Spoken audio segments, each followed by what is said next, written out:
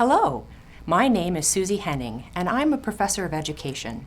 Conflict-sensitive teaching is when teachers pay close attention to any conflict that might be affecting their students. They look at how it might be affecting what happens in their classroom.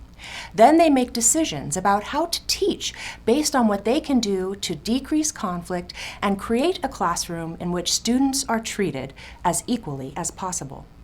According to the International Network for Education in Emergencies, conflict-sensitive teachers carry out 3 steps.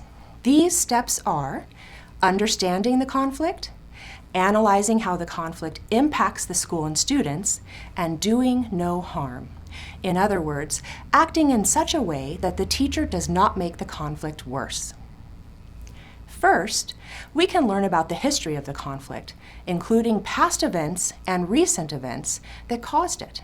Has anything happened recently to make the conflict worse? We can also learn about the people and the groups involved in the conflict and their relationships to each other. How are they similar? How are they different? How do their shared needs connect to your school and your students? Also, we can learn about how the conflict changes with time and might change in the future. Are there certain times of the year when conflict is more likely to happen? For example, during certain seasons, natural disasters like hurricanes are more likely to happen. Election time might also make conflicts worse. Also identify when there's less likely to be conflict, such as shared holidays. So after you have learned as much as you can about the conflict, you should begin to analyze it. To analyze something means to look closely at all the parts. One way you can analyze conflict is to think about when school instruction will happen. Will the school schedule, when school meets, be affected by the conflict? Are there times when the conflict might be worse or better that might impact the school schedule? We can also analyze where school or the learning will take place. We can ask questions like, is there any danger of the conflict being close to or affecting school? Are there any plans to move learning someplace else if needed? For example, is there a plan to move to virtual learning if the school building is too unsafe? Finally, it is important to analyze our own relationship with the conflict.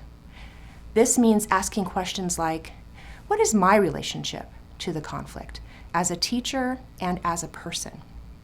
Do my views prevent me from helping all students to learn or from treating all students fairly?